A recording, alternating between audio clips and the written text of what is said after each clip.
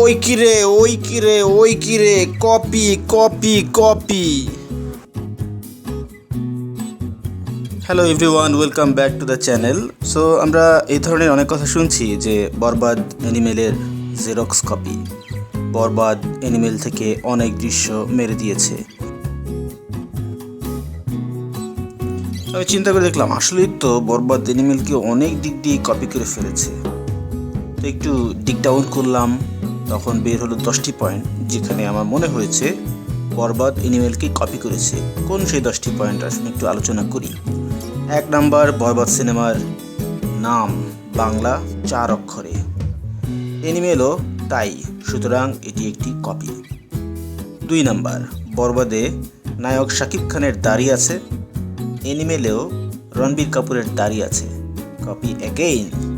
3 number, বরবাদের director নায়কের দাড়ির স্টাইলে দাড়ি রেখেছেন, অ্যানিমেলের ডিরেক্টর সন্দীপ রেড্ডি ভাঙ্গা উনিও কিন্তু এই একই কাজ করেছিলেন, জাস্ট নায়কের কপি করে দাড়ি চুলের স্টাইল করেছিলেন, আরেকটা কপি।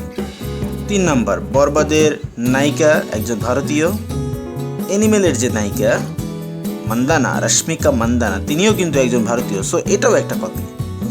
4 নাম্বার, বরবাদের ডিরেক্টরের নামে 3 শব্দ, কি মেহেদি হাসান হৃদয়, আবার অ্যানিমেলের ডিরেক্টরের নামেও 3 শব্দ, সন্দীপ রেড্ডি ভাঙ্গা, এটাও কিন্তু একটা কপি। দুইজনের ডাক নাম এক করলে হয় হৃদয় ভাঙা। বাই দ্য ওয়ে, হৃদয় ভাঙা ঢেউ নামে একটি মুভি কিন্তু আছে অনন্ত জলিলের, আমি লিঙ্ক দিয়ে দিচ্ছি ডেসক্রিপশন বক্সে, আপনারা কিন্তু চেক আউট করতে পারেন। 5 নাম্বার, অ্যানিমেলের মতো বরবাদেও নায়ক ও তার বাবা অনেক পয়সাওয়ালা, এ হতে পারে না, এটাও একটি কপি। নায়কের বাবার টাকা কেন, ডলার থাকতে পারত। 6 নাম্বার, বরবাদে রণবীরের মতো সাকিব এক গাদা অস্ত্রধারীকে নিয়ে ঘুরে বেড়ায়, এটা কিন্তু মারাত্মক কপি। বডিগার্ডের অস্ত্রের জায়গায় ফুল নিয়ে দাঁড়াতে পারত, বডিগার্ড রাখারই তো দরকার ছিল না। 7 নম্বর, অ্যানিমেলে রণবীর অনেক হিংস্র, মানুষ জবাই করে ছুরি দিয়ে, স্পেশালি শেষে যে ক্যারেক্টারটা আসে রণবীরের কুইন দেখতে, আজিজের যে ক্যারেক্টার, তার কথা বলছি। বরবাদেও কিন্তু সাকিব তাই ছুরি নিয়ে জবাই করে বেড়ায়, এটা একটা অসহ্য রকমের copy.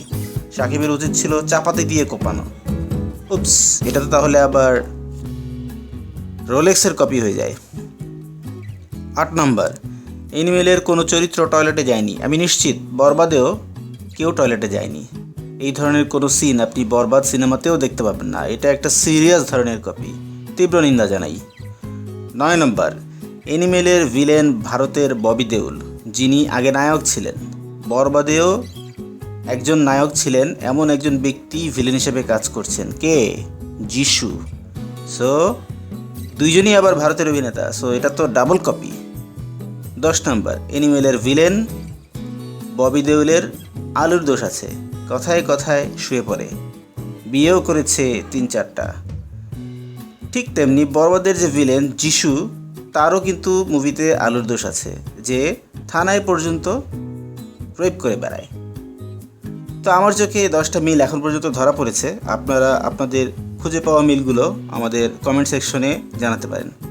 Now keeping the jokes apart, যে দৃশ্যগুলো দেখে লোকজন বলছে যে এটা একটা কপি সিনেমা, সেগুলো আমার বিশ্বাস ইন্টেনশনালি টিজারে দেওয়া হয়েছে বলেই সবাই আলোচনা করছে, এত তর্ক বিতর্ক হচ্ছে, প্রচারণাও কিন্তু হচ্ছে, এটাই মেকারদের পারপাস সার্ভ করছে আমার পয়েন্ট অফ ভিউ থেকে। আমার মনে হয় তুফানে কিন্তু এই ব্যাপারটাই ওয়ার্ক করেছিল।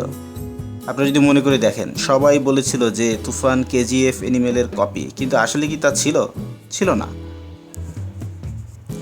বাট এই বিষয়টা নিয়ে প্রচুর জল ঘোলা হয়েছে, তর্ক বিতর্ক হয়েছে, আলাপ আলোচনা হয়েছে, যেটা একটা প্রচারণা হিসেবে কাজ করেছে তুফানের ক্ষেত্রে, এবং আমরা কিন্তু তার ফল দেখেছি সিনেমা হলে, এবারও তাই হবে বলে আমার বিশ্বাস।